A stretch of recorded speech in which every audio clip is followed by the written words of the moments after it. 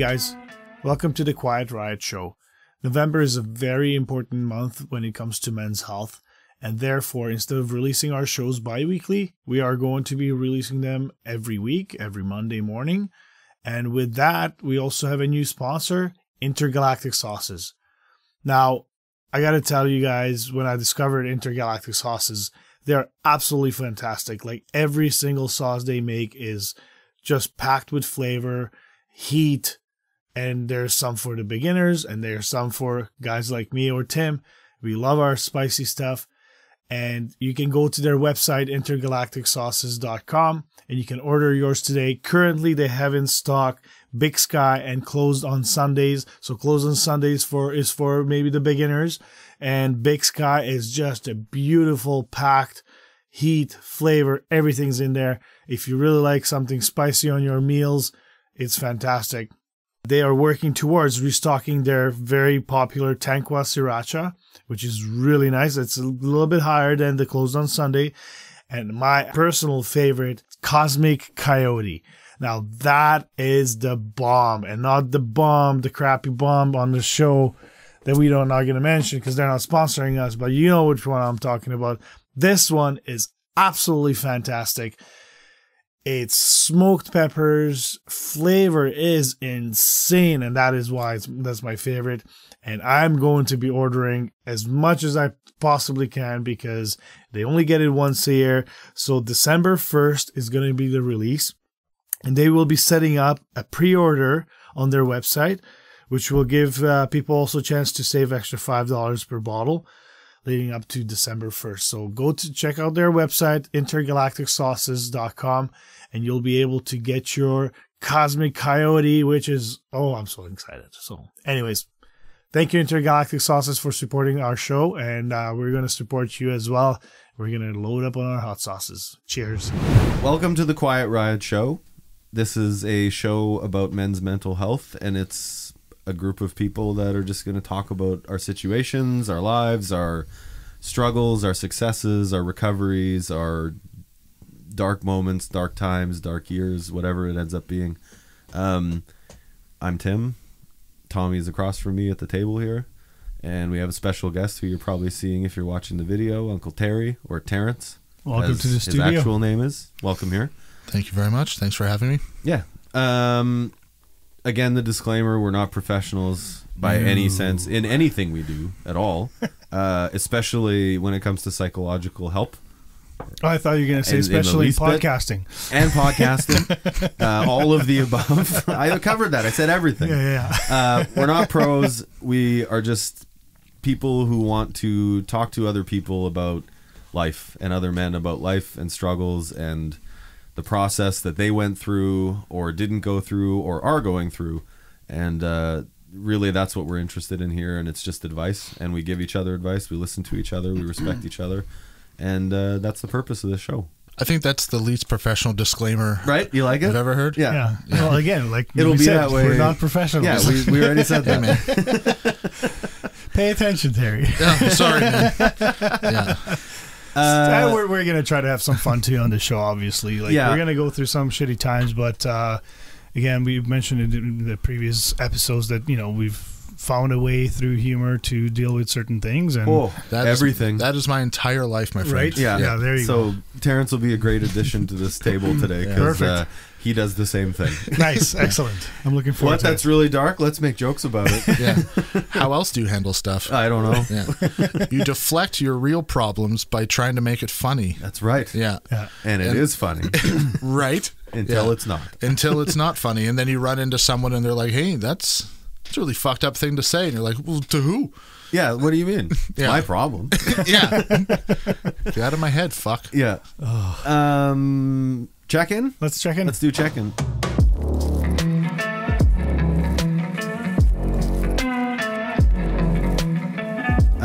So Terrance, to explain this to you, this came from Rachel, and I'm not going to keep saying that over and over again, but we do a check-in with each other when we start the show. 1 to 10, how are you doing mentally? Like you and Rachel did during COVID. Yeah. Yeah. And we've decided to bring that to the show because it's a great way to get a gauge on good, yeah. on sort of where somebody's at. And so we touch on that, we check in on each other, and then we move on. Yeah, so we try to do it like from show to show for you, whether you want to focus on how you're doing today or this week or this month. You can kind of... Yeah. Sure. Whatever it might be. Tommy, you go first. I'm going to go with a 7. Okay. Well, that's pretty good. 7's good. Yeah, especially because I just have a full belly now with some burgers. And that did it. now if I had a... What were you before the burgers? About a 5, 6, yeah. Now, if I had a beer with the burger, that would have been a solid 9. But Doesn't take much to make you happy, eh? No. I mean, food and beer is like... Yeah, fair enough. Sold. I'll do anything. 7's good. I'm happy to hear that. I know 7's we've good. done other ones where you've been less, and so that's good to hear. How about yourself? I'd say I'm a 6. Okay. Yeah, it's life's been a little bit of a struggle for the last little bit. There's so many good things, and I don't want to discount that, but like the weight of the heavy things is always the weight of the heavy things, and I'd say I'm a 6. I'm average a 7. Yep. Like overall, you'll hear me probably say 7 a lot of times, and that's kind of my regular. Yeah. And I would say today I'm just a little bit less, or the last little while I'm a little bit less. I'm probably going to quote one of our guests that was on the show, Glenn Damon. I read his book, and he has on one of his pages, he has a circle with a bunch of black dots, and he talks about like all the black dot, like within the circle, all the black dots represent all the shitty things that happen in your life, and it was like maybe 3 or 4 or 5 dots, all the white space within your circle represents all the good stuff. And it's just like we need to start focusing on the white part instead of just the black dots, because that's what normally we tend to do, right? Yeah. And so I like think so. you kind of mentioned that there's lots of good things in your life, right? But like sometimes those black dots kind of bring us down. Yeah. For the time being, but yeah, we just need to learn to focus on that a little bit. So, Terry, Those black dots are fucking heavy. they are. Yeah. They are. Yeah, they have the density of a dying sun. I'm gonna write a record and call it that. There we go. I mean, I'm not trying to make it a contest or nothing, but I'm just like generally like a 5. Yeah. Okay. Yeah, I don't. At any given day, I'm a 4 or a 5. Okay. If I'm having a good day, I'm a 6 or a 6 or a 7. Okay.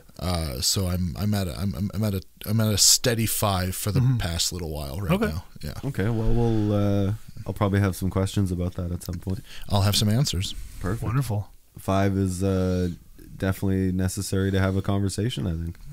For sure. Definitely. Yeah. And I'm sorry you're at a 5, but it's okay. It's all right, man. Be a 5 all you want, man. You've known me long enough. You know I'm generally there. So Yeah. it's fine. Yeah. So going into I've known him long enough. I've known Terrance for how many years? Holy shit. It's got to be 12 or 13. I'd say at least. Oh, yeah. wow. Maybe more. And Since the beginning of the crawl days, for sure. yeah. So we met through music, and he hated me at first, and then we became friends. I did not hate. Sorry, hate's a strong word. Hate is a strong word. Should we ban that word from this show? No. Hate is a strong. No, because I hate a lot of stuff. Hate is a strong word. I was confused by your presence, we will say. Okay, that's I fair. like that. That's I fair. think I don't think you're alone in that. I'm not, and I know a lot of people that when they first met me were confused about my presence. That's so fair. I completely, Which is probably why we became friends. instantly. Yeah, very quickly, actually. And yeah. I was just like, hey, why is this guy wearing eyeliner? What the fuck are you? Yeah. Yeah. Why is this guy wearing shirts with scribbles on it? I can't understand. This guy loves Equal Vision Records. Oh, man. That's a deep cut of a joke. That is a deep cut of a joke. And if you don't get it, I don't care. I like it. That's really what this is about. You'll have to tell me about this after the show. Yeah, that's fine. I want to hear it. Emo and hardcore record label from the early 2000s. Yeah. Oh, okay. Oh, yeah. You for sure know bands that were, and Probably, listened to yeah. bands that were on that label. Yeah. So anyways, we asked Terrance to come in. Terrance has had, of a lot of the people I know closely, Terrance has had an interesting road and often difficult in a lot of aspects of his life. He's also had a lot of great things happen in his life, and Sure. we'll give him opportunity to talk about that, both of them. But anyways, Terrance, welcome here. Thank you for being willing to share and being vulnerable and being open to a general audience understanding a different perspective about a different side of your side of mental health. Of course, yeah. No, I'm quite happy to be here. It seemed like this is good timing for me. This is good. It's like I'm at like a portion in my life over the last little while now that like I've been feeling bad enough and keeping it to myself that it's time that I talk about it a little bit. You know what I mean? Mm-hmm. It's like I'm really bad at excuse me. Especially now as I'm older and like I have a child, so I'm a single father. My brain doesn't take the front seat as much as it probably should, and I don't have time for that right now because I'm trying to raise a human being that's only 4 that doesn't understand that daddy's having a bad day. Yeah, Daddy don't feel so good. Yeah. So what I say to her is when I'm not feeling that great, then I just need like 20 minutes to not talk, as I just say Daddy has a headache. Yep. Because I'm not going to be like, hey, Dad's pretty fucking sad today, so we're gonna I'm really fucked up today. Yeah, like things are real bad. Yeah, we're gonna watch some Bluey and you're gonna shut up. You know how you felt when you dropped that ring pop in the sandbox? Yeah. Daddy felt like that for the last 2 years. Daddy's been eating sand off a ring pop for about 36 years now.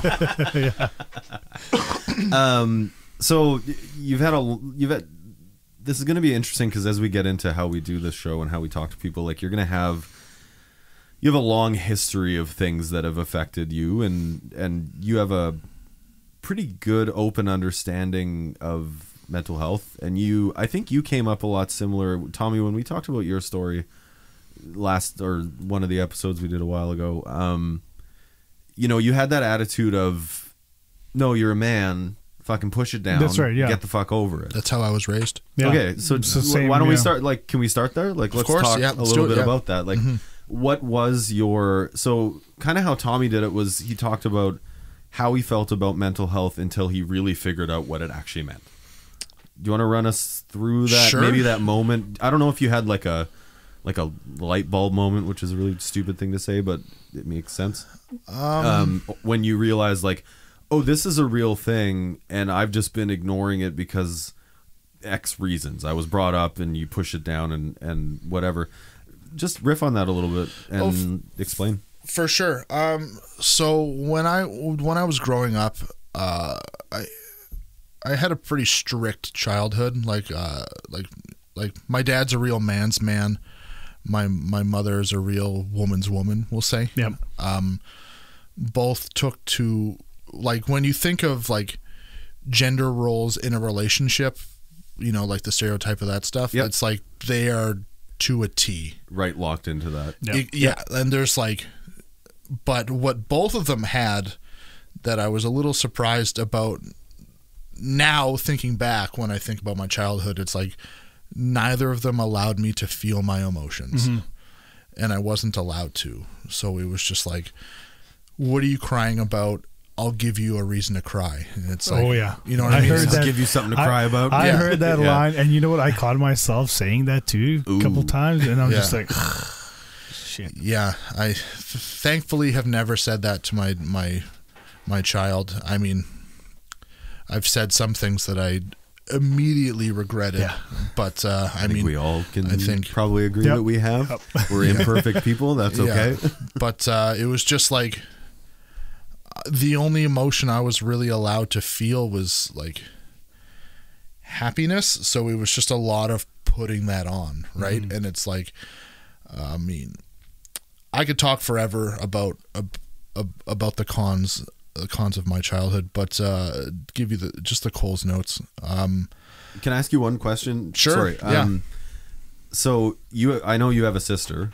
I have a half sister. Yes. Or you have a half sister. So were you told to push it down and get over it or whatever? However, it was told to you. I'll give you something to cry about, that kind of thing. Yeah. Was that focused on you, or was that just the general? Just me. It was because you were a man. Because I was the because man. you were the boy, the man, or whatever. Okay. Yeah, like my sister. I just wanted to clarify. I'm curious. Oh, for sure. Yeah. No, my sister never lived with us. Oh, okay. So I only saw her, a couple times a year when I was younger, and even when my dad would go out to hang out with her, sometimes I wasn't invited, and that really fucked me up because I knew he was like taking her bowling, taking her out to movies. Like, I love bowling. I know, bowling. Do you like bowling? Bowling for soup, whatever you want to do. Oh, man. I'm actually pretty good at bowling, but we don't need to talk about that right now. That's for the bowling podcast we're recording after this. Yeah, look out for the bowling podcast. It's called the 10-Pin Daddies. Yeah, on the Suver Media Studios. Yeah. The Pin Pals or whatever it was from Simpsons. Yeah. So it was like a lot of that, and then I was super jealous because like I never saw that part of my dad, and so I wasn't like pervy to another man's love or like the fatherly love, and like so I just didn't have that in my life. So it was like, even when I did things that were good, the way that they received it is just like, well, it could have been better, and it's like, it was always like, oh, well, you did this, but so-and-so's kid did this, why didn't you do that? You know what I mean? It was just like, and like, God forbid I cried. It was like I could never do anything right. It was like I ate too slow, my grades weren't good enough, my hair looked stupid, you know what I mean? It was just like, you do eat too slow, though. I do eat too slow, yeah. I will admit to that. But, dude, go for dinner with them. It's still happening. Have you ever said... We're still having dinner from 20 years ago. You've been drinking the same iced tea for 13 years, you son of a bitch. So I think part of it is a generational... I said this when we did your interview. Like listening to my story here. Yeah. You're hearing that. Absolutely. You're hearing that mirror. And I didn't necessarily grow up in that, and so but I know it exists. I've seen it. I've seen it in people. I've seen it in my friends' parents. Yeah, like I never had my dad be like, "Hey, do you want me to show you how to change the tire?" Like I don't. It wasn't like none of that like love that. It's not that my dad didn't love me and doesn't love me. It's just I never had that. Yeah, like you said, that loving father figure. Yeah, like to be completely honest, my dad and I didn't get along until I had a kid. Okay. So we've had about 4 years of getting along. Before that, it was just like to this day, like as a 36-year-old man, I'm still terrified of what he thinks of me. Yeah. You know what I mean? And it's like, I try not to, but I find myself holding myself to these unrealistic standards that my father bestowed upon me when I was 4. Yeah. Just like so much mental abuse.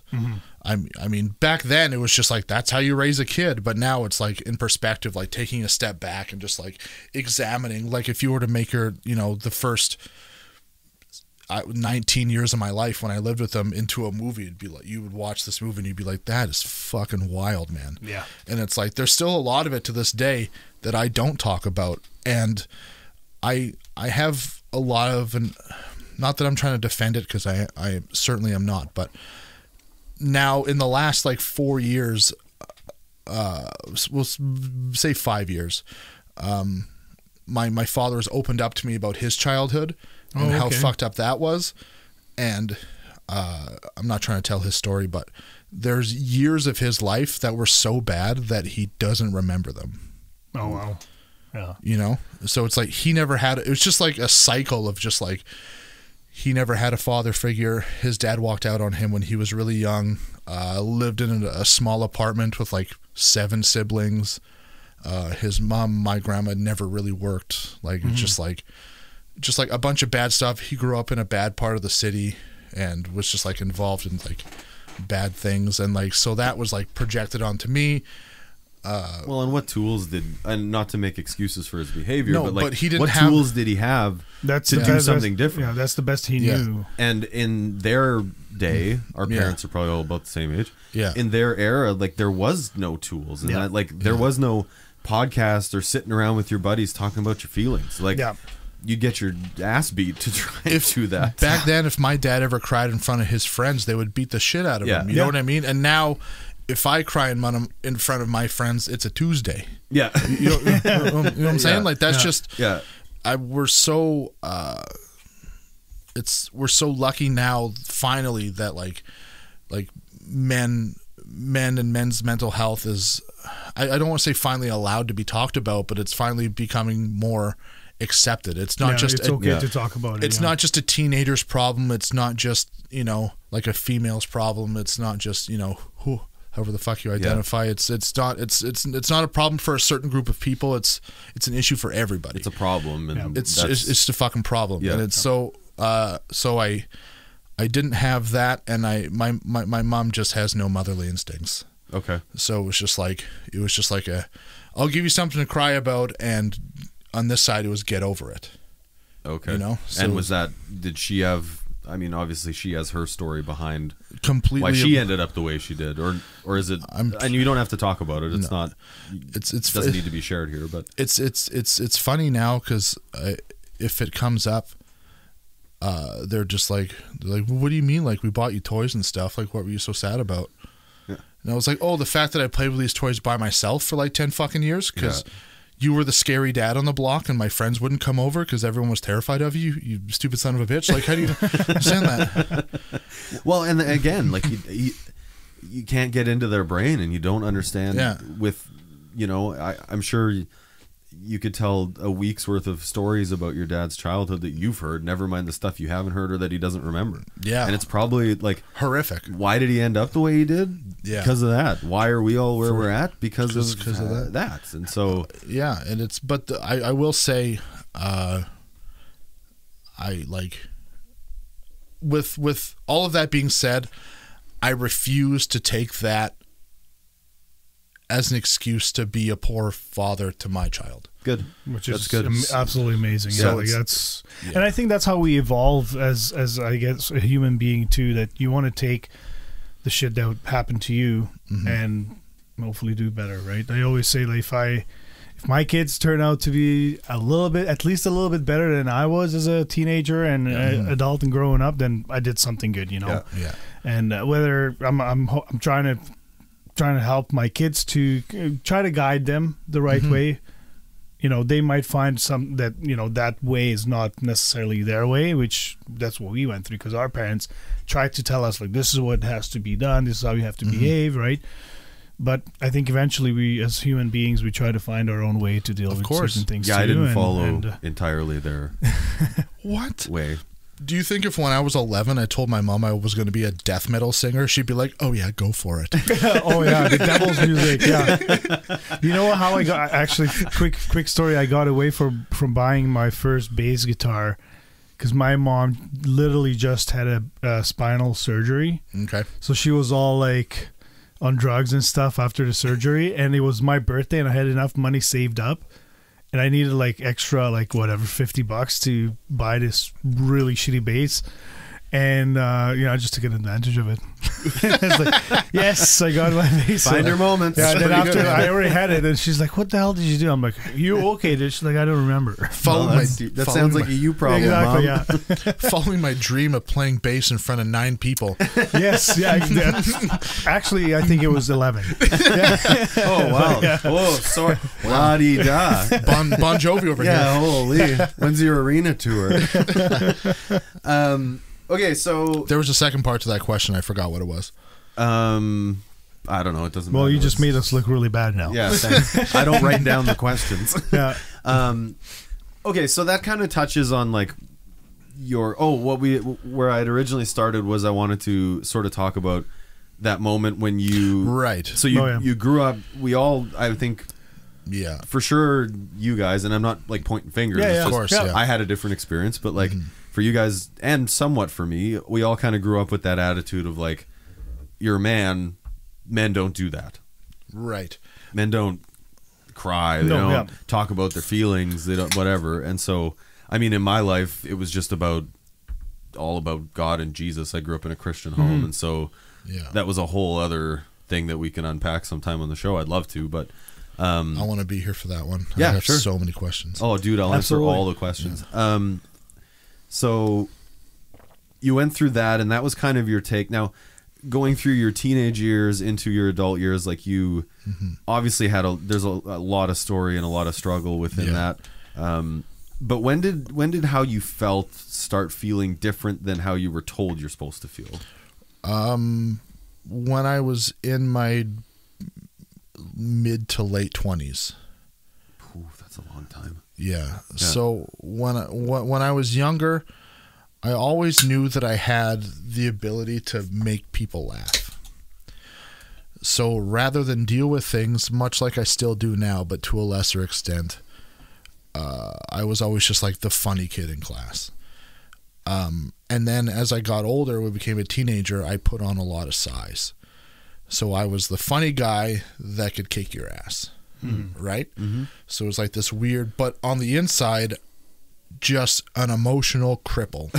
Just like, so broken. I was emotionally Terry Fox. You know what I mean? Like, just like, it was bad, especially as a teenager. And like, before, just to backtrack a little bit, I was bullied a lot when I was young, like junior high especially. And like junior high, and then to like a little bit into grade 10, but like not really, because it kind of spaced off then. But I was bullied by the punk rock kids in my neighborhood. There was 4 of them. And the problem with getting bullied by them is that what they didn't know is that I fucking idolized these guys. Oh, shit. Because they were like leather jackets, mohawks, rancid t-shirts, wearing barbed wire necklaces, like listening to fast punk music and stuff. And it was like, I like the same shit, man. Yeah. But I'm just a couple years younger than you are. And my parents won't let me wear band t-shirts, so I got to wear these fucking Walking Time Bomb t-shirts from goddamn Warehouse 1. You know the ones with the jokes on them? Yeah. I feel like you'd wear those again now, though. Yeah, but like... now they're cool. Yeah. It's ironic. Now he's a dad, and that's fucking funny. Yeah, so it was like, I idolized these dudes, but on the way home, they would throw rocks at my head. You know what I mean? And so like that fucked with me a lot. And then in junior high, a couple kids started a rumor that I jerked off a kid in a treehouse or something. Oof. But like the other kid like didn't deny it, but I was like, what are you talking about, man? Like I never jerked you off, dude. Like tell them that. And he like didn't want to like... Just wanted nothing to do with it? It's just like a weird thing. So it was like it had people like... I don't like to. I don't want to say the words that they called me, but I think we can all assume what they are in the hallway and junk like that. So it was like that was like tough, and then I hit like a growth spurt between like junior high and high school where I just like put on a bunch of weight and my shoulders spread apart, so I like was like a little intimidating to people who didn't know me back then. But I just like, so I was like, okay, well, I guess I'll just be the funny guy, and then as that progressed, I get older. I moved to the city, met a whole new group of friends, and then I got into partying. Because I didn't drink till I was in my 20s. Because I was really into like straight edge hardcore and shit like that. Yeah. So it was like going to hardcore shows and junk. So it was like starting to find like a community of people that I could relate with. And like they were obviously bullied when they were younger, or maybe, you know what I mean? Yeah. And then I discovered drinking, and I was like, well, this is way better than that.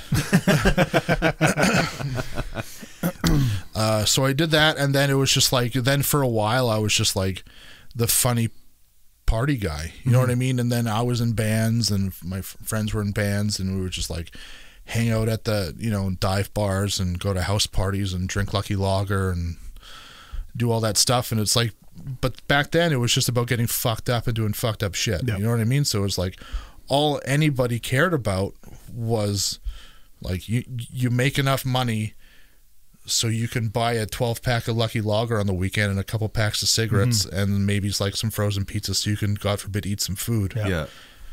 It was like, we were just, so it was like no one cared, right?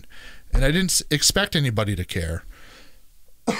And then there was a point in my life where I was working.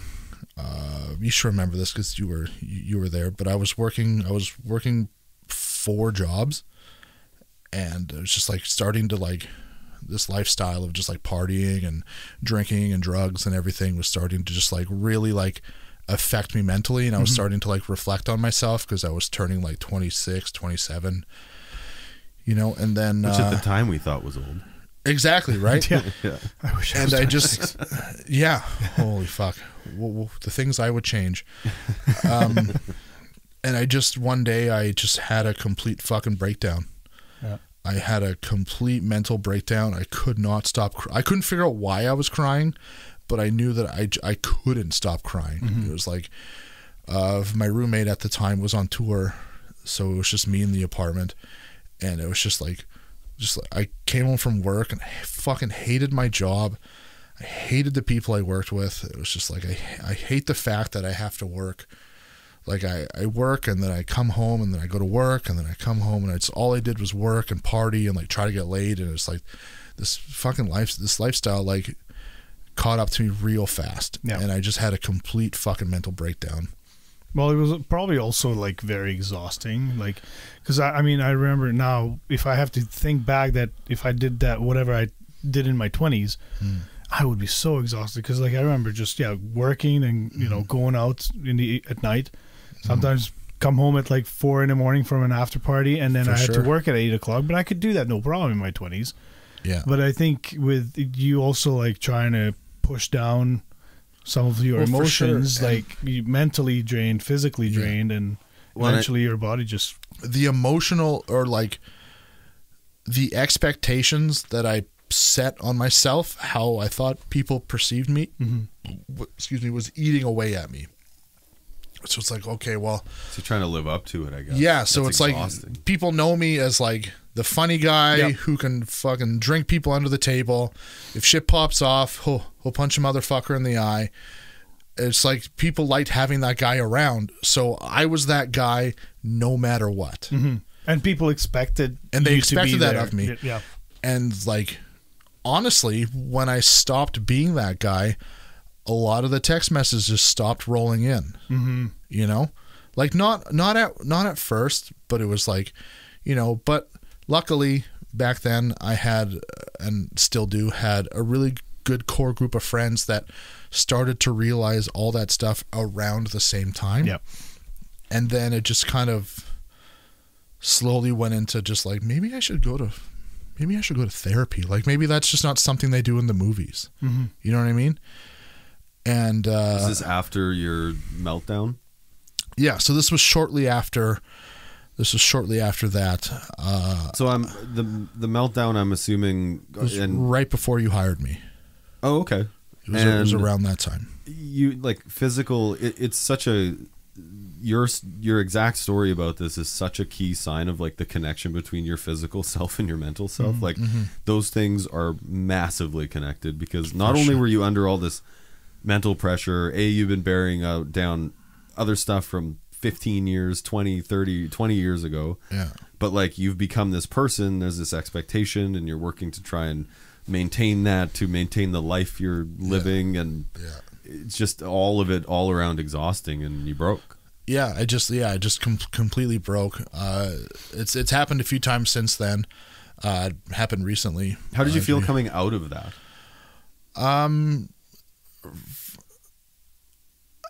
Horrible. Okay. But I had an understanding of what was happening now. So that was when I started to accept who I was mentally and not who I thought I should be. Okay. So then I was able to find a nice balance and started surrounding myself with people that started to understand bad days and good days. And I don't want to say I was like the like the torchbearer for some people, but like a lot of people told me since then that like they saw that as, it was like, oh, like I was kind of the first one to be like, hey guys, like I'm fucking sad, dude. Like I'm just sad all the time, and I don't want to, like, I don't want to sit in a shitty, dimly lit room smoking cigarettes, listening to black metal records till 5 a.m. Sometimes I just want to be alone, but I didn't know how to be alone. And so it's like you just had to like try and find that balance. And now I spend too much time alone. It's the opposite. So I haven't quite found that balance yet. Well, the pendulum swings and then it comes back. For sure. Yeah. So, sorry, you were talking about thinking you should go see a therapist. What? Yeah. So what caused you to? You had said, "I see it in movies. I see it." Like, is that where that came from? No.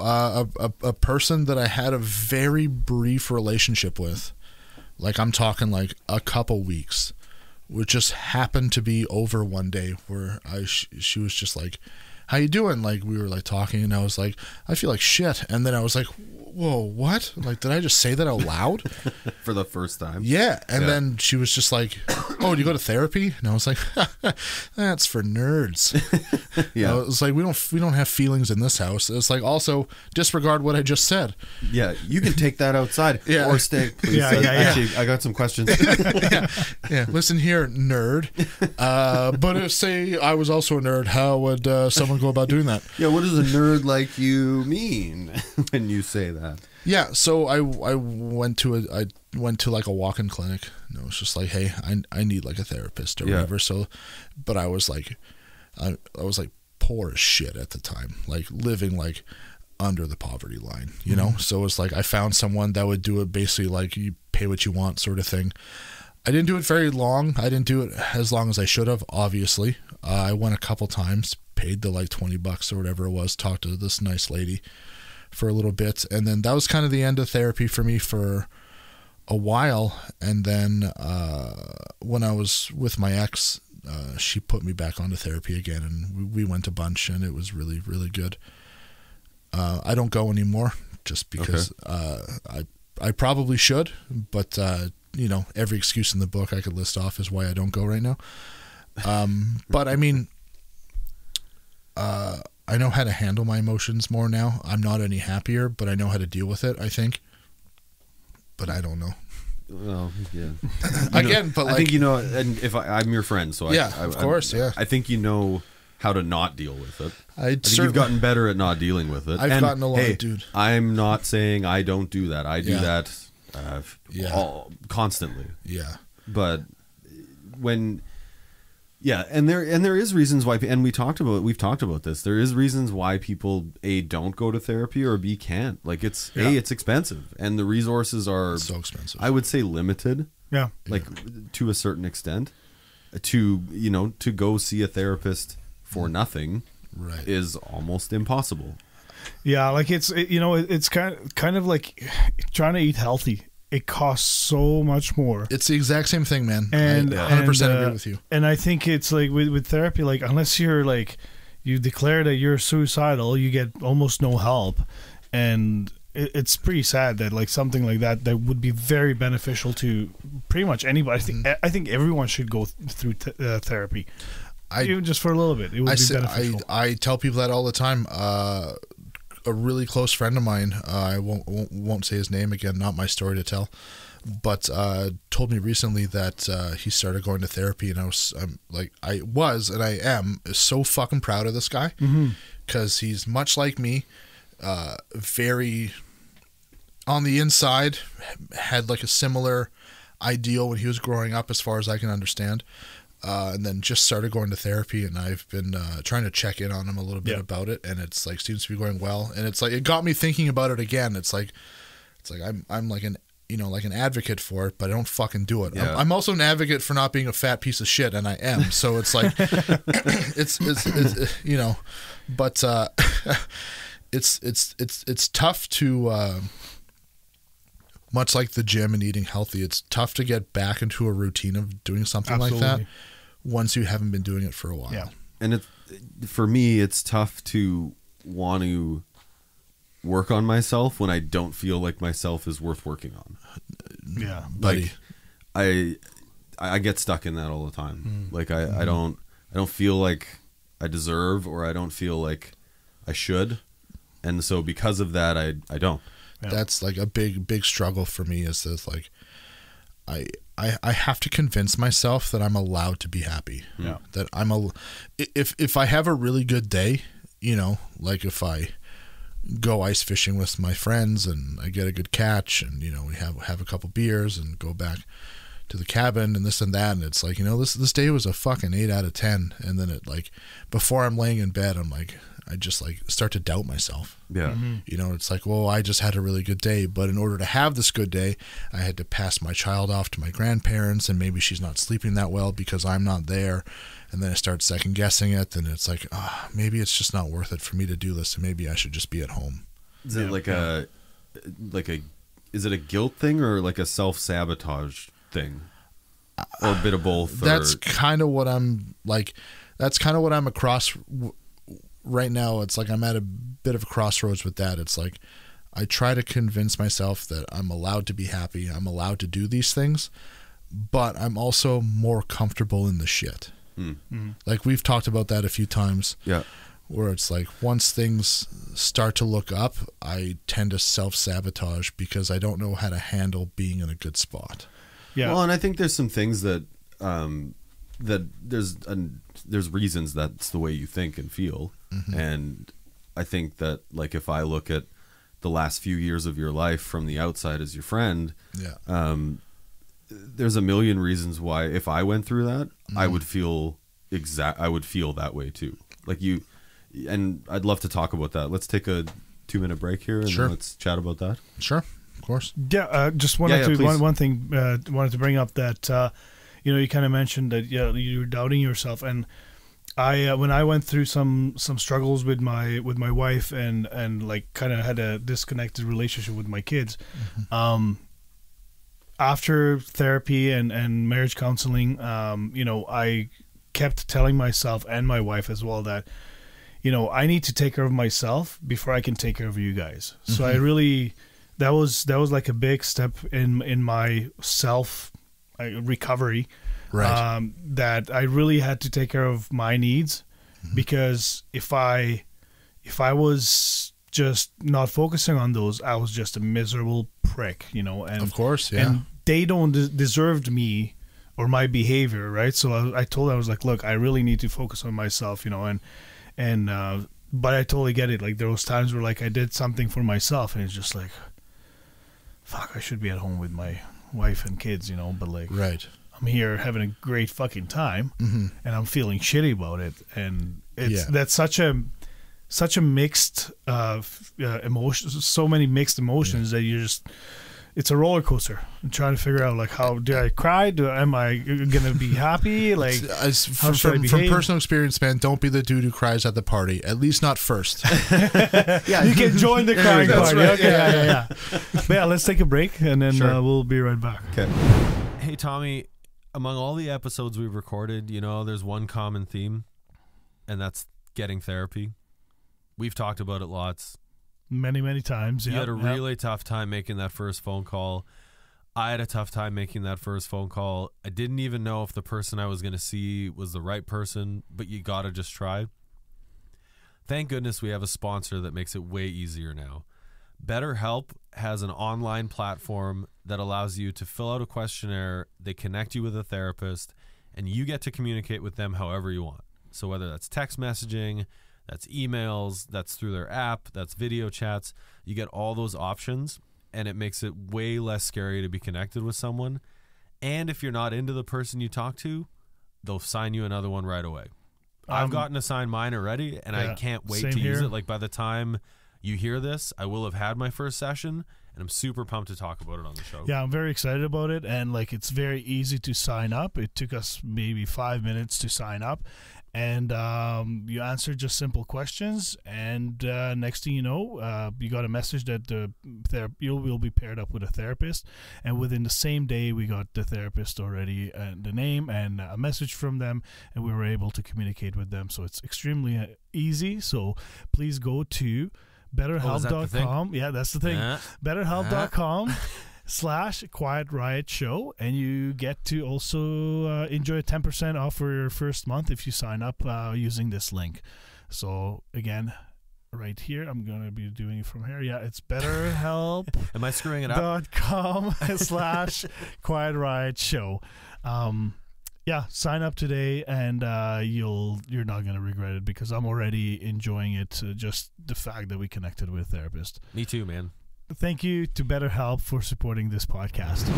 So we've kind of covered a bit of sort of your just a sliver of your backstory. Yeah. And that was supposed to be a short story, right? But it never is. It never is. But it's not. I think it's a very important part of the story too, to actually understand where you're coming from. Right. Because your upbringing is actually, it reflects on your current life, right? Yeah, of course it does. It affects the way you think. It affects a lot of things. So for sure. And again, we're not professionals, so I can't explain why that's right. Yeah. Somebody probably could, and maybe we'll get enough listeners one day that someone will. That's right. Yeah. For less than $500 an hour. Exactly. There was a guy on the bus one time that kind of told me what I was doing wrong with my life. So maybe we can just ask him. Yeah. Thanks, buddy. Thanks, but you should figure out how to not pee your pants. I'm gonna teach you how to tie your shoes. I'll trade you. So you had touched on the beginning. Let's talk a little bit about, I guess, the recent years. Sure. Yeah. So you had a relationship that went, let's just call it sour. It went south. Yeah. Yeah. No, it was. Yeah, I mean, it was with someone that I was on again, off again for a while, and then we ended up getting pregnant and having a beautiful child, and there was just too many things that the two of us needed to fix that could keep we tried, man. Like, we fucking tried. And so what does that mean? Unpack that a little bit. Couples therapy, conversations, like so was the relationship like, were you guys like really good at some point, and then slowly, was there something that happened that it kind of took like a turn, or it just kind of? I mean, we COVID. Yeah. To be honest, it was just like. I mean, I could tell this. I could tell the story in great detail, and it would match up with a lot of people's stories. But it's just like, we both just at the end.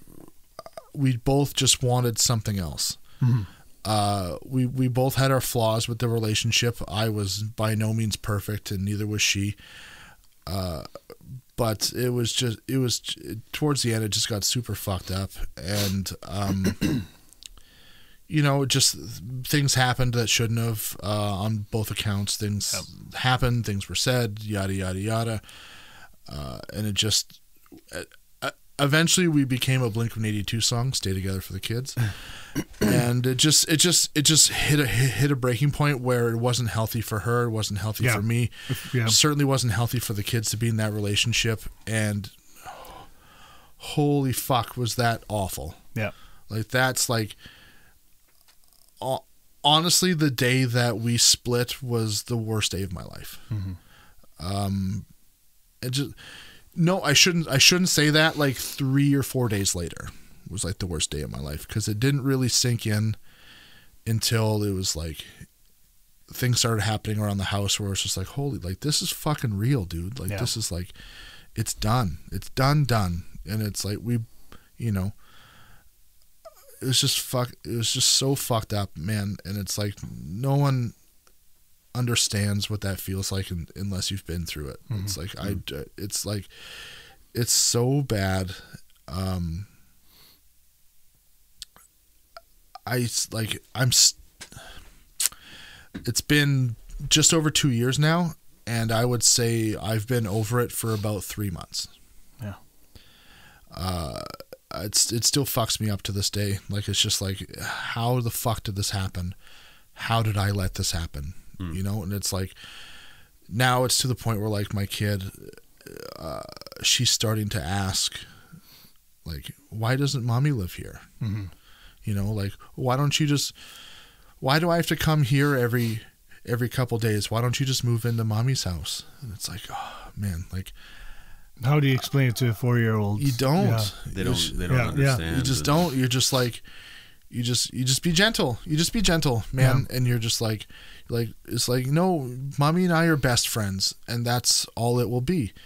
And I am really lucky I've heard a lot of fucking horror stories over the last little while. I'm really lucky that my ex and I are civil. We're friends. You know what I mean? She's a good mom, and that's all I can really ask for. You know, it's like, but you know, it's just, it fucking sucks, man. It fucking sucks. It fucking sucks being single in your late 30s. Yeah, dude. Like, it's I think you and I had this conversation too. Like that, like. I don't know what I would do right now. Like, if I was single right now, like, you know, I wouldn't want to go out dating. You don't go dating. No. What do you do? And then going on dates, dude, is so shitty. Like, for the girls, for the guys, for, you know, just for both people involved. You like movies? Yeah, okay. Oh my God. Like, it's like, I'm such a bitter human being, like, not because of the break. I've been bitter since I was 9, you know. But it's like, I have such a low tolerance for bullshit. Yeah, and I have to turn that off sometimes, or turn my I have to actively think it's like, oh no, Terrance, you got to fix what your face looks like right now, because this person can definitely tell that you don't care about their strawberry plants. You don't. I mean, you don't have the best poker face. I don't. I know. Or at all. But you know what? But I gotta say, that just tells me that you're a brutally honest person, you know, and you say it as it is, and I've always been honest. You're not gonna sugarcoat things. It's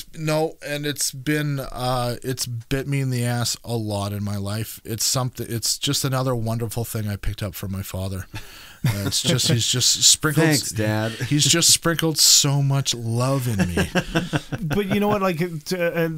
Just the way I look at it, it's got to be a good thing, because, you know, let's say you go on a date and then you're going to put on your poker face and you're going to go on a few dates, and, you know, it's expected for the guy to pay for the dinner and the drinks. Yeah. And then, you know, you're going to drag this out, and at the end it's like, oh, well, fuck, this sucks. I don't want to be doing this. Whereas, you go on a date, yeah, no, sorry, I don't like you. And then it's done. And then you move on. You figure, I think in your 30s dating, you got to get to the point right away, because then you don't want to waste more time. Nobody has time to waste. Right? I went on a few dates with this girl, and I mean, they weren't the best dates, and you could tell that we were just kind of hanging out because there was no one else to hang out with. And I've been told before that I have that I don't smile enough. Oh God, I hate when people say that. Why don't you smile more? Oh, that is just the worst. Okay, I will admit I don't smile as much as the average person, and I also don't laugh at my own jokes, generally speaking. So it's like I have a really dry sense of humor. So it's just like this trifecta of just like, this guy's a serial killer. So I went on a few dates with this girl, you know, nice enough person, and the reason we stopped hanging out was she sent me a text, and she was just like, I don't think I can hang out with you anymore. And I was like, why? And she's like, because you're just so joyless. And I was like, well, what do you mean? I was like, how could I be joyless? I watch fucking Bluey for 9 hours a day. What do you mean? I don't even know what that is, but it sounds awful. Actually, sorry, before that, it wasn't. Bluey was recent too. It must have been fucking, I don't know, whatever, some other Paw Patrol. And I was like, what do you mean? And she's like, you don't show emotion. You don't smile. And I was like, but if I was having a bad time, I would have told you. And she's like, well, that's not good enough. And I was like, well, then I don't know what I'm doing. So what you're saying is I'm not good enough. Yeah. No. So now I need to date someone somehow that already knows me. But that's just not going to happen. Yeah. Because it's like, you know, it's just like, you don't meet someone. This isn't Total Recall. You can't just put a chip in someone's head. It's like, okay, you know, he doesn't smile enough, but he means well. He's got a dry sense of humor. He's kind of fat, but he can cook. You know what I mean? It's like, Okay, great. You know, it's like, how do you put that into a Hinge profile? Yeah. You know, Hinge is assuming a dating app. Yeah. Okay. Yeah. So it's like Tinder, but it's not just about sex, or at least what the description says. So Tinder got too sexed out. It got worn out. And I'm not saying that because I'm on there having sex. I'm saying that because that's why I'm on there, because it's for adults. You know what I mean? It's like, but it's like, I also delete my profile like every 2 weeks because I just like, I'm like, I'm not into this, and then I get drunk one day. I'm like, I'm kind of into this. so, but yeah, like so what you were saying, the breakup fucking sucked.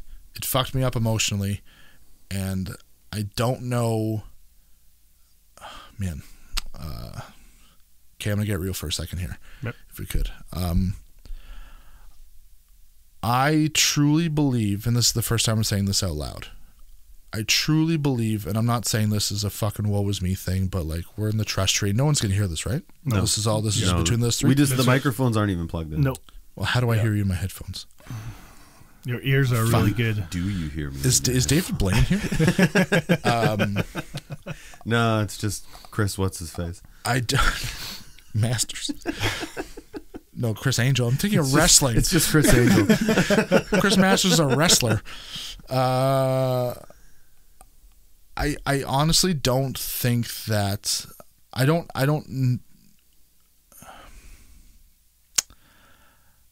think I have it in me to fall in love again. Mm-hmm. And I don't see. I'm not trying to have a negative outlook on the future.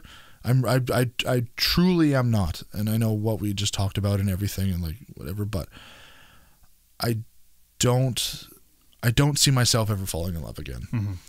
And I'm slowly in the process of accepting that, unless like there's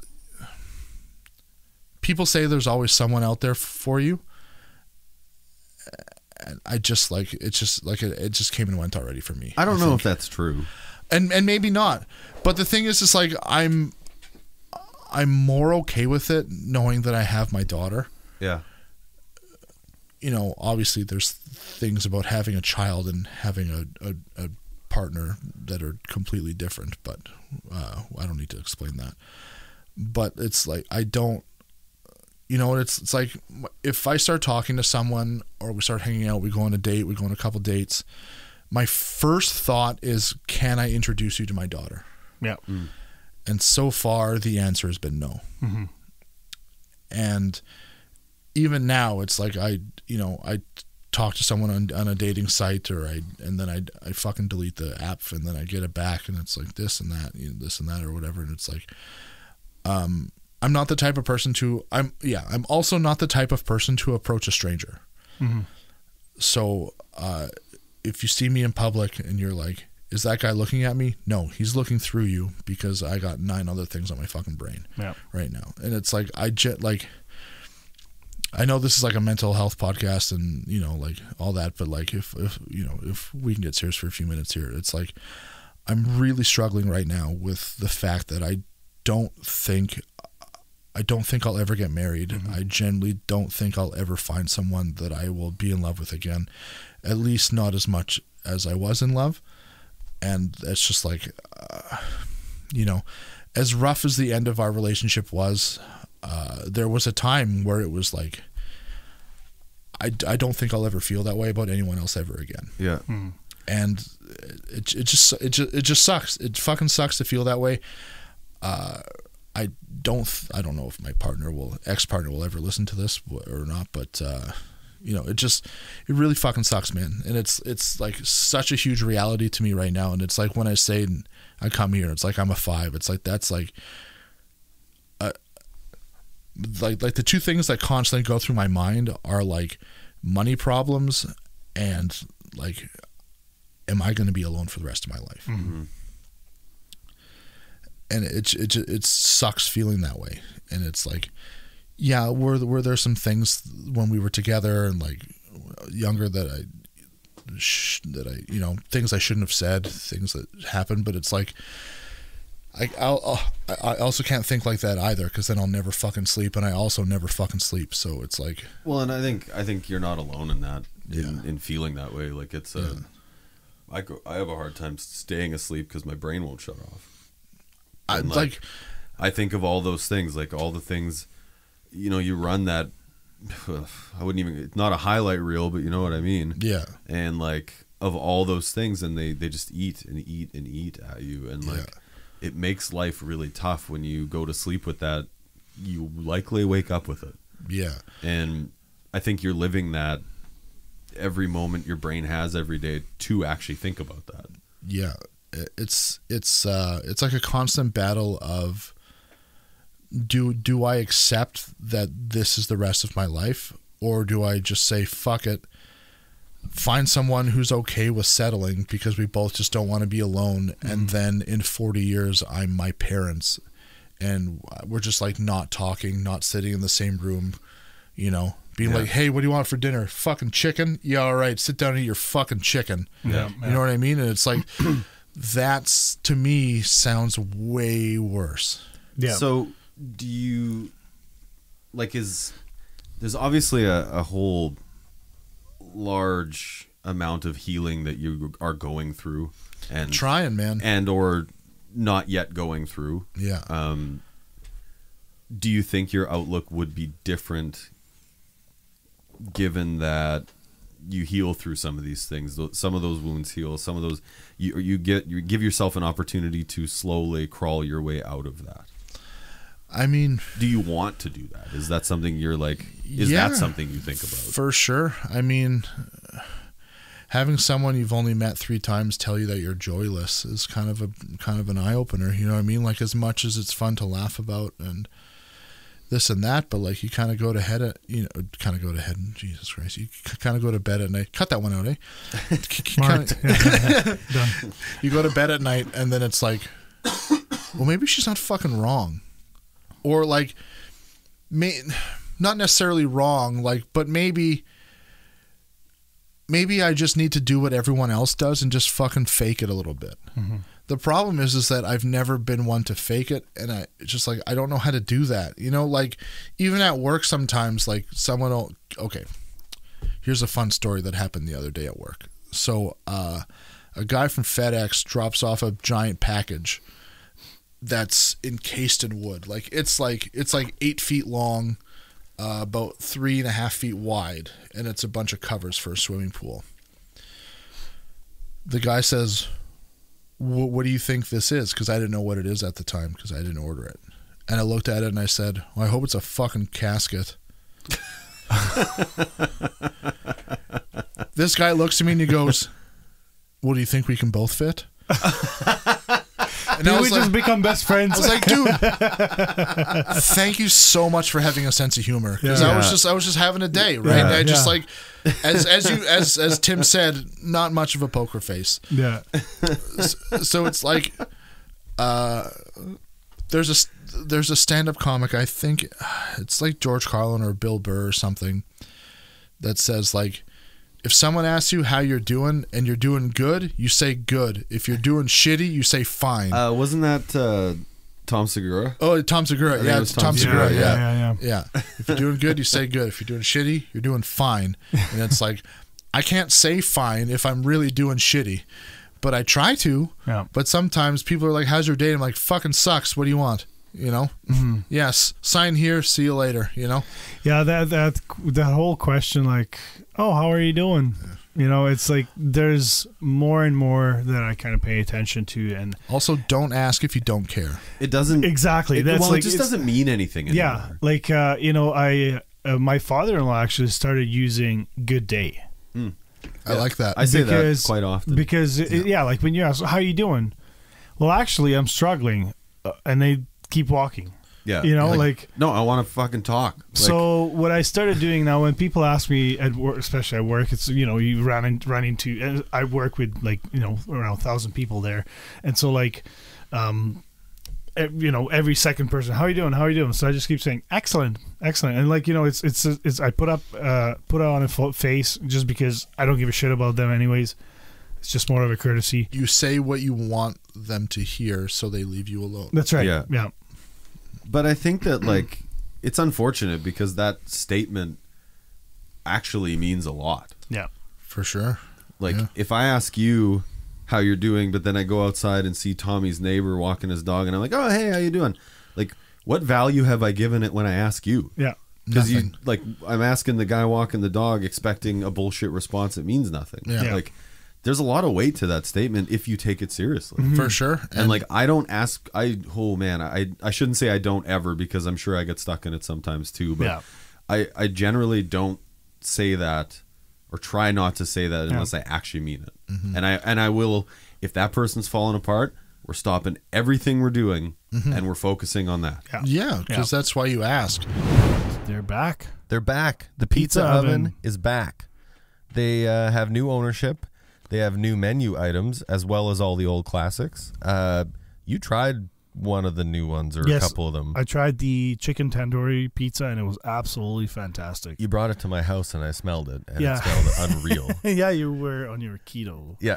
and I wasn't, so it was fantastic. It was so good. Awesome. So they've got a bunch of new menu items, and they've been generous enough to sponsor our show on an ongoing basis again. And so thank you, Pizza Oven. For those of you not in Winnipeg, you don't get to enjoy it. Too bad. They're located at 1215 Henderson Highway, Unit D in Winnipeg.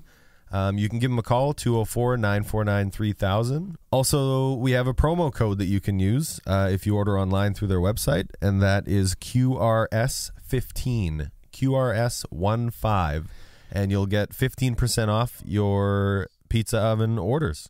So everybody's still loving the Pizza Oven. Oh, absolutely. I mean, get your pies. And I know they have lots of game day specials as well for the Bombers, the NFL, and the Jets as well. So make sure you guys check them out. At work now, with like I deal with like a lot of couriers and things like that. So I've switched from "How you doing today" to "Are you busy today?" Because generally speaking, 99% of the time, if they're super busy, they're going to say they're shitty. So it's like, are you busy today? No, not so bad actually. It's like, oh, good. Yeah. You know, it's like, or like, is that good? Yeah. Are you happy to not be busy? Yeah, this past few days have been really busy, so I'm happy to have a slower day. Great. Okay. Yeah. Here you go. Weather's nice. Jets lost. See you later. Yeah, That's right. Small talk. Yeah. And we don't need to have real sincere interactions with everybody we meet every day. Yeah. I think that's unrealistic, and I think that chemistry between people should draw out those interactions regardless. Like, Terrance, you know when someone's full of shit and when they're not. 100%. Like, you can read that. And I think that comes from darkness. I think that if you experience darkness to some level that it shook your soul, Yep. I think you can tell when someone's full of shit. Yeah. Not like lying to you, but when someone's just full of shit. They're a bullshit. Like, they're full of shit. They're just- They don't actually care. No. They don't give a fuck about what you're saying. No. Like, most people, especially now that we're all a little bit older, I would say a lot of people can see that. But I think it comes from the darkness. I think you don't see it unless you've had your soul, your mental state and your soul shaken. Yeah. You don't see it the same way. Yeah. For sure. This this conversation reminds me of a slightly humorous story. So years ago, Tim and I worked together for a company, and we had a guy working with us, and he didn't know me very well, and I don't want to say his name because that's not nice, but it was when he first started, and I think once I tell the story, you'll know who it is. I think I already have an idea, but Yeah, you already know who it is. And I'll explain to you off air. Yeah. okay. More context, but it's we're not in the business of shitting on human beings here. No, just ourselves. Just constantly shitting on myself. So he says to me one day, he was just like, "Hey, how you doing?" And I was like, "Oh man, I'm just fucking going through it today, bud. Like it's just like shit around here is not going the best." And you can kind of, you could certainly tell he didn't know how to handle that. So he's glitch. Yeah. Just like, Oh no! What did I So do? he's You're like- supposed to say good and leave me alone. Take a booklet. Like, what did I answer to? So he's like, "You want a candy bar or something?" Wait, did you say yes? Yeah. and I was like, you got one? And he was like, I could go and get you one. Oh my God. Don't ask the question if you don't have one. Yeah. Also, what do you mean, do I want a candy? Look at me. Yeah, I want a candy bar. You son of a bitch. That's a stupid question. Maybe Of one course. fucking person that doesn't want one. Yeah. And it better be an eat more, and I don't want to hear about how I eat old man candy, and that's it. All right? What, right next to your Macintosh toffee and your Big Turks or what? No, I don't fuck with Big Turks. And fuck anybody who does. That's where I draw the line. I may be a soulless piece of shit, but you eat Big Turks, and that's more fucked than anything I've ever said. That's bad. That is bad. That is fucked. You know, I really have to say, though, that at least you have one positive outcome from, you know, this shitty situation. Your daughter, obviously, you love her very much. And from what you said, that you guys have a good relationship with your daughter's mom. I do, yes. That, you know, I hate hearing when you know, couples split and just, you know, the mom bitches about the dad in front of the kids and vice versa. Like, that's just so bad. Like, at the end of the day, whatever shit happened between a couple, it's not the kid's fault. That's right. And then it doesn't mean that you're a bad father. It doesn't mean she's a bad mother, right? No. Your relationship didn't work out, and unfortunately, it affected you in a really negative way. Or like, you know, it hurts you, right? Your feelings have been hurt, and you're still dealing with that. But at the end of the day, you have this beautiful daughter, like you said, and you know, I think we sometimes have to take like at least that's how I would do things or try to do things, because me and my wife, we talked about like splitting up and divorce. Oh wow. And you know, we kind of discussed that, like, what are we gonna, if we split up, like, where am I gonna go, how are we gonna do with the kids? Like, I kind of said, like, okay, I still gonna be here to pick up my son from the bus, and then, you know, I could like just hang out with him, and then once you're home I would leave. Like, we were discussing how we would co-parent, right, and not be a couple, right? And that was a very that's rough, man. Painful conversation. I'm sorry, and that sucks, yeah. But you know, we went through couples therapy, and luckily we managed to get back on the same track, and awesome. we're doing really good. And that's fantastic news. So, but yeah, so I'm really happy that you guys are focusing on your common goal here to for raise sure. a good kiddo. So yeah, and you know what, this kid couldn't be surrounded with more love if she tried. You know what I mean? Good. Like, that's good.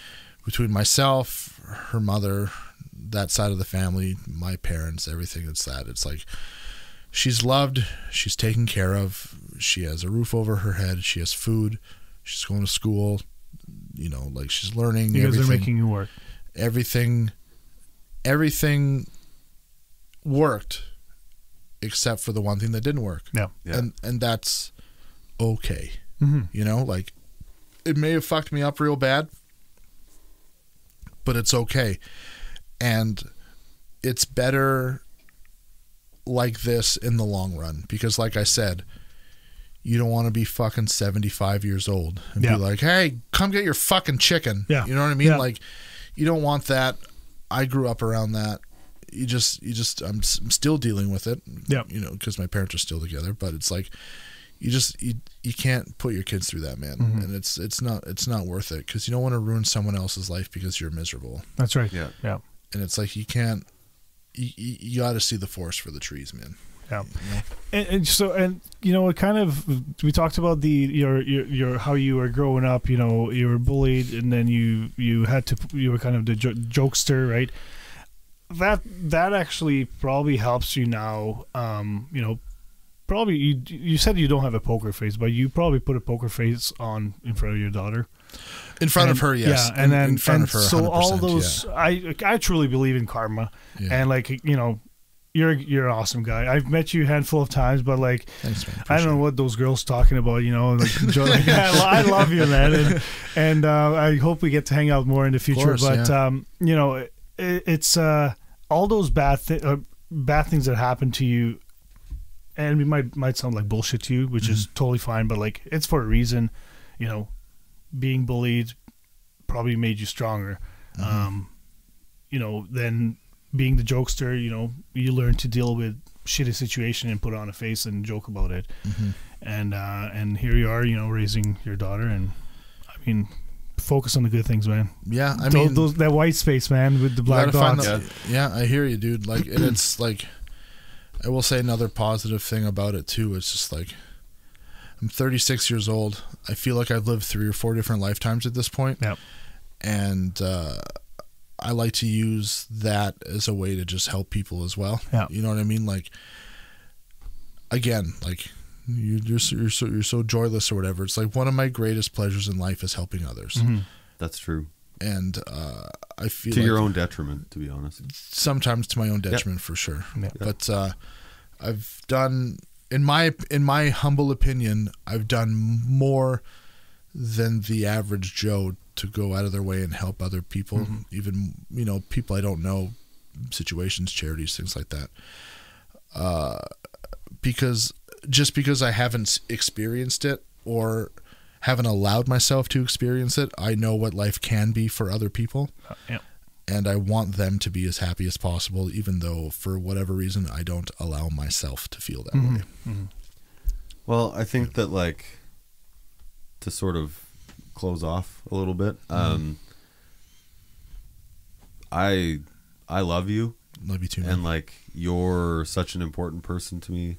You're an important person to my wife and my family. I mean, Thanks, you don't man. know my daughter super well yet, but I gave her an earring. Yeah, I know that she likes you too. Yeah. I wouldn't say she loves you because that's a whole other word that means a lot more than people give it credit for as well. Means so much more. Yeah. But I wish you healing, and Thanks, man. and I know that won't be easy, and it's not bullshit. I really do, and I'm so proud of you. Thanks, and man. the man you are, and the man you're becoming, and the dad you are. Thanks. Talking to you about your daughter and the life you're giving her and what you're focused on, like, No one ever thought I would be a dad.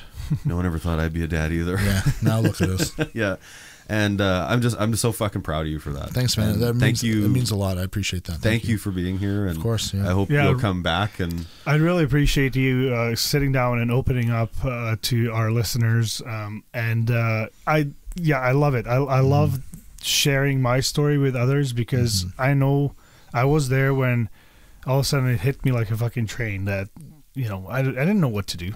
And I didn't really have friends that opened up to me about, like, hey, maybe you should try this or that, or just sit down and listen. You know, had few. Tim was one of them.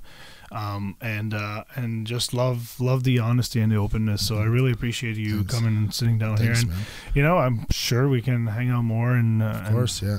come Chat back sometime. more. There is there is one thing I want to say. Sure, please. Before we wrap up, it didn't really come up, but we never really talked about, like, I don't want to get into it for too long, but the end game of depression. So I sound like a fucking PSA. I sound like a goddamn PBS after school special right now, but I say this all the time. In the last, we'll say less than 10 years, I've lost several people that are quite important to me to suicide.